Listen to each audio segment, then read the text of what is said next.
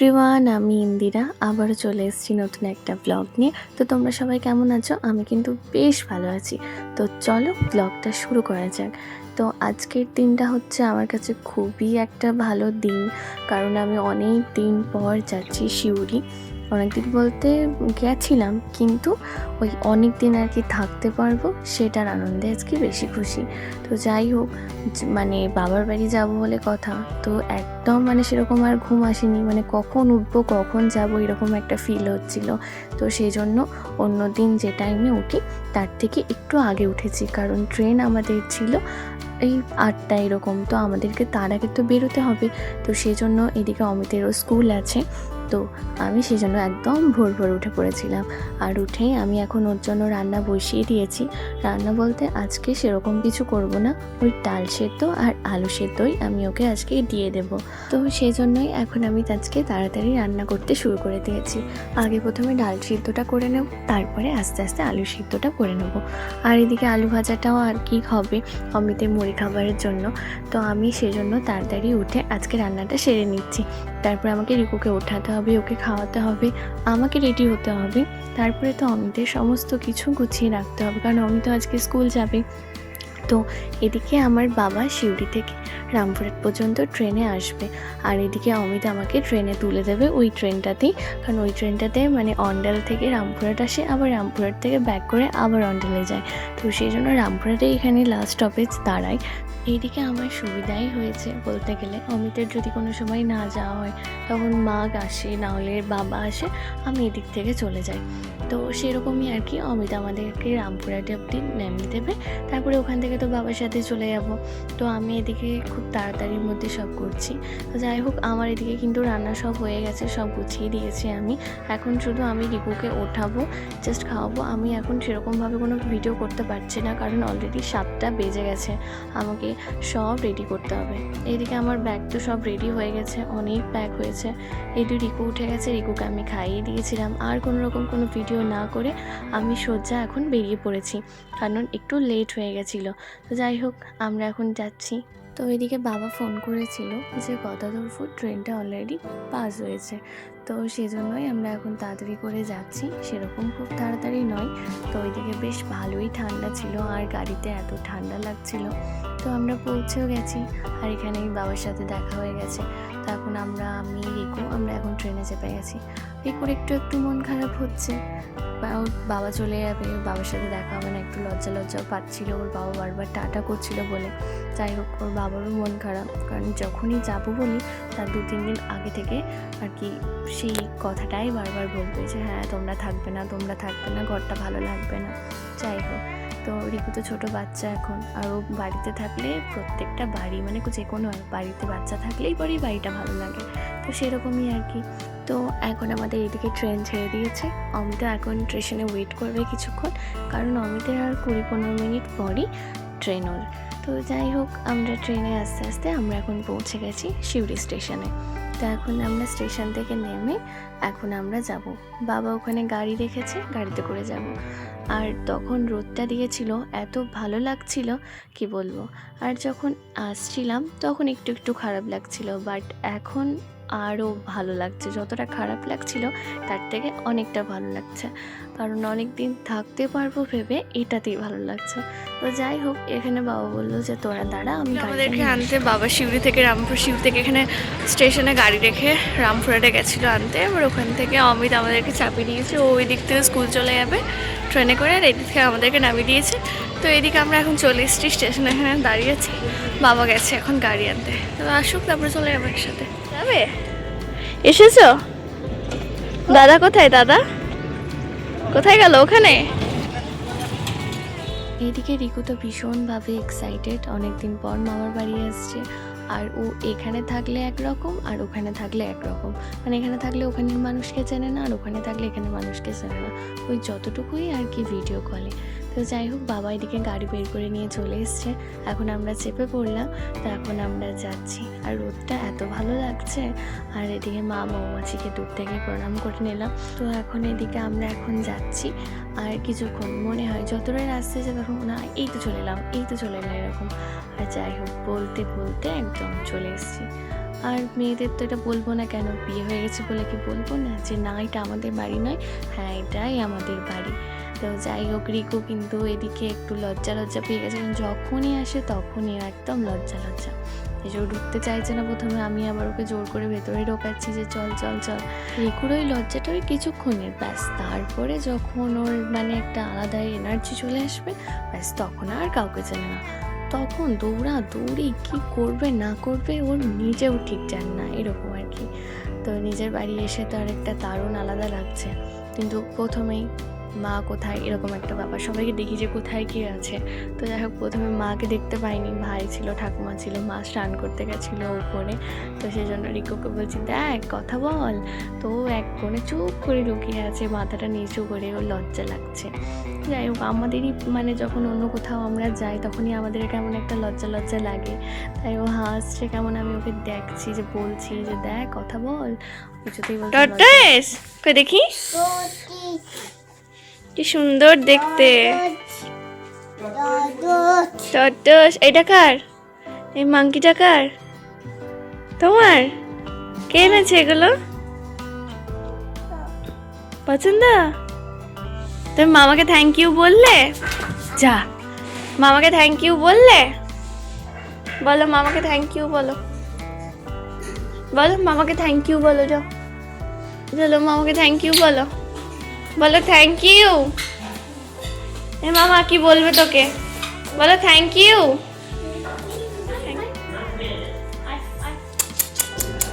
মোটু আয় আয় আয় আয়, মোটু আয়। কিউট বাচ্চাগুলো, আমি যখন দেখেছিলাম তখন এইটুকু ছিল, এখন এত বড় বড় হয়ে গেছে। ওখানে আরো আছে, দেখো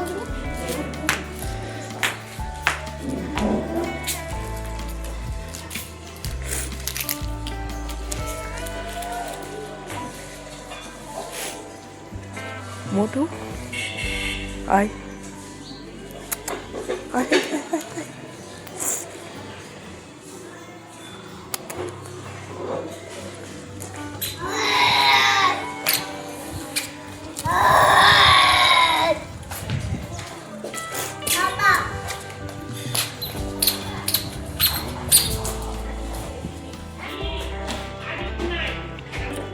সেই কবে সাইকেল চালিয়েছি, এখন আর কি সাইকেল চালাতে পারি। আমার থেকে আমার মানে ওর সাইকেলটা বড়, আমি চালাতেই পারছি না ঠিক করে, দাঁড়াতেই পারছি না আমি সাইকেল। আর এই তো ঘুরে বেড়াচ্ছে, খেয়ে দেখে আস্তে পড়ে যাবে, আস্তে হাত দিও না। আর তো অনেকক্ষণ আগেই তো চলে এসেছি, এসে পরে একটাই জিনিস, এখানে ভাল লাগে না, মানে ভাল লাগে না মানে ল্যাকখোর লাগে নিজেকে, কোনো কিছুতে আর কি, মানে না স্নান করতে ভাল লাগে না কোনো কিছু ভাল লাগে। এখন অব্দি আমি জামাই ছাড়িনি, একবারে স্নান করবো তখন জামা ছাড়বো। ভাবলাম বসে আছি, বাবারা পুরী গেছিল, কালকে ফিরেছে, আমি দেখাবো, অনেক কিছু কিনেছে, দেখাবো আমি সব আস্তে আস্তে, কী কী কিনেছে, এমনি কী কী এনেছে সবই দেখাবো।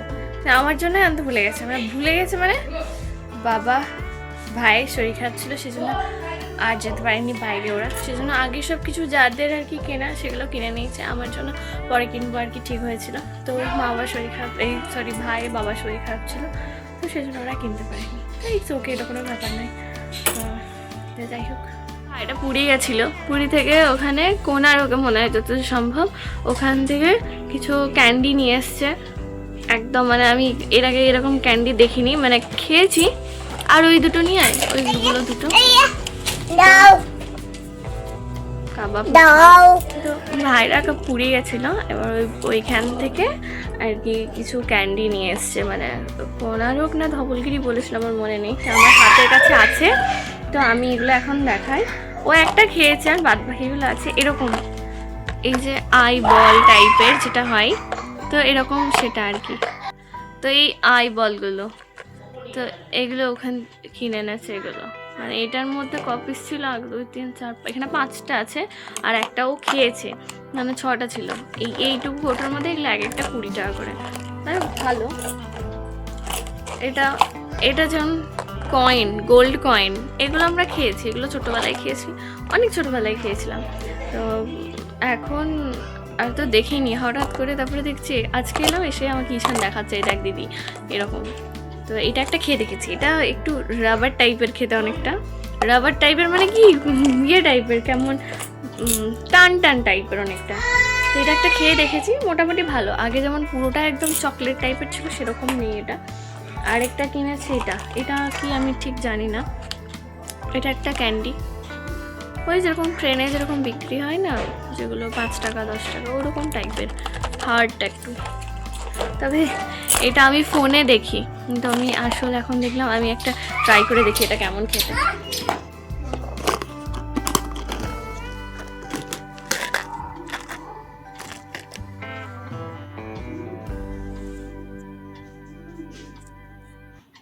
একদম চোখের মতো। এটা যদি ইয়েটা কি বলে, চোখের মণিটা যদি আলাদা হতো। যা পড়ে গেল, কোথায় চলে গেল রে? ও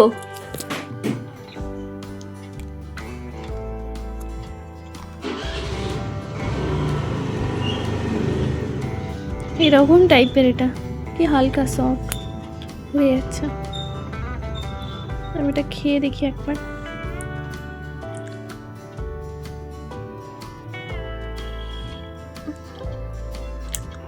একদম রাবার টাইপের, জেলি আছে একটু মতো ভেতরে, মার্শম্যালো যেরকম হয় ওটা সেরকম খেতে। ছি না, রাবার খাচ্ছি মনে হচ্ছে। তবে দেখতে ইউনিক, বলতে আমি দেখেছি, এত বড় বড় দেখেছি, ফোনে দেখেছিলাম, আমি খাবো তো দেখতে পাইনি। একটা অমিতের জন্য রেখে দেবো, ও দেখেনি, আসবে তখন ওকে ট্রাই করবো। ও দেখেই বলছি ওকে খাই, আমি তাই এলাম দেখতে। কি আছে বল? আনছে মামা, আনছে, চলো চলো মামা আনছে। বাপরে কত কাপড় কেচেছে দেখ, কোথাও এটাই ফল।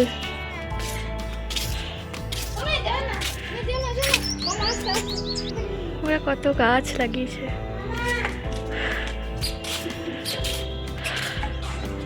খেলো খেলো।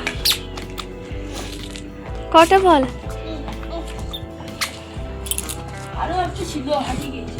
হ্যাঁ কটা বল রিকু?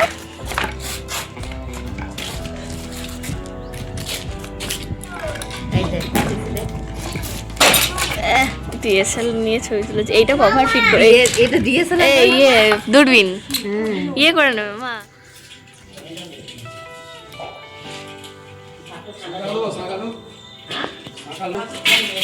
তো এদিকে আমি স্নান হয়ে গেছে, অনেকক্ষণ পরে স্নান করেছি।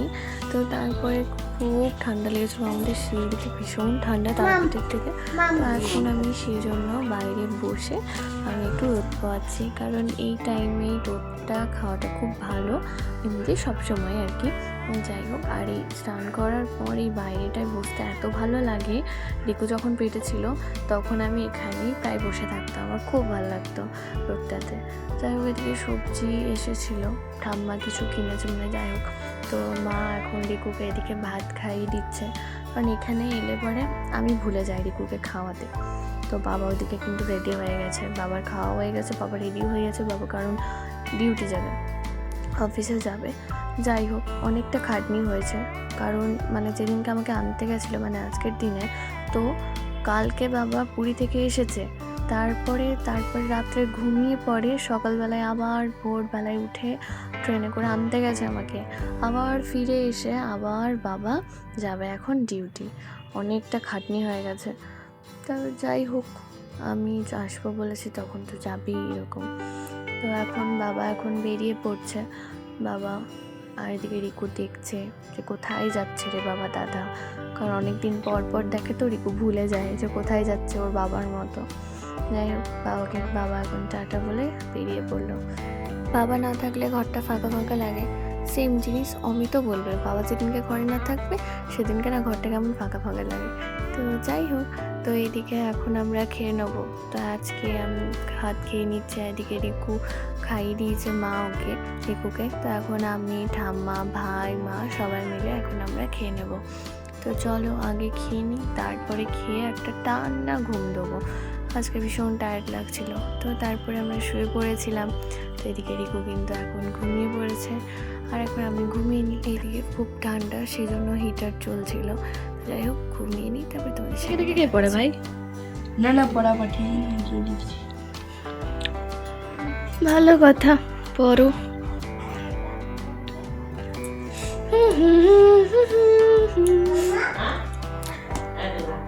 এখন বিকেল হয়ে সন্ধে গড়া। চ্যালেঞ্জ মানে কিরকম বলতো? তুই এখানে বস। ফুড চ্যালেঞ্জ মানে কিরকম বলতো?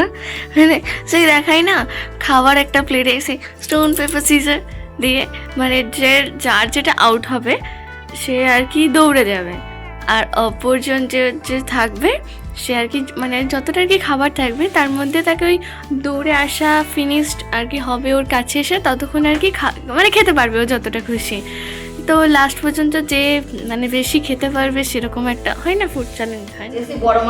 বড় মা গিয়েছিল নিজে সজল। হ্যাঁ, মামা গেছিল। হ্যাঁ, ও মাম্পিরা সব গিয়েছিল যে। ও বলছে কাউকে দরকার নাই, সজ্জা চলে যাবে ট্রেনে, প্ল্যাটফর্মে নামবি, সজ্জা রাস্তা হেঁটে যাবি, দেখবি বড় মা পেয়ে যাবে।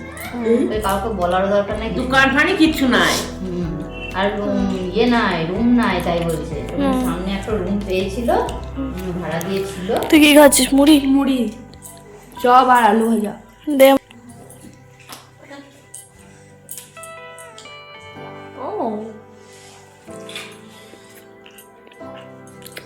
নতুন হয়েছে নাকি ওটা?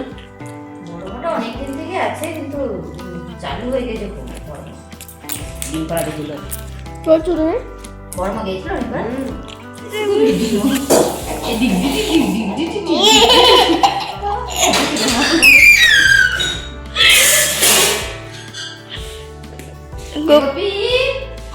গোপী কি করছে?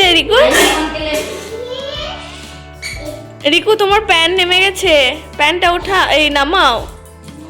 রিকু তোমার প্যান্ট নেমে গেছে, দেখো। কে কে করেছে ওরকম? কি করেছো? কি করেছো রিকু?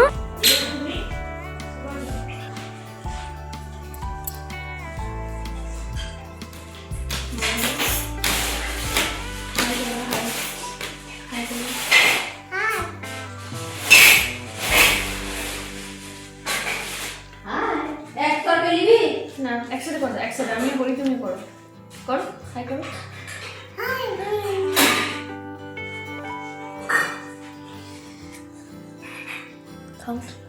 তো আজ এই পর্যন্তই, আবারও দেখা হবে নতুন কোনো ব্লগ নিয়ে। তো ততক্ষণের জন্য ভালো থাকবেন, সুস্থ থাকবেন আর সাবধানে থাকবেন। টাটা।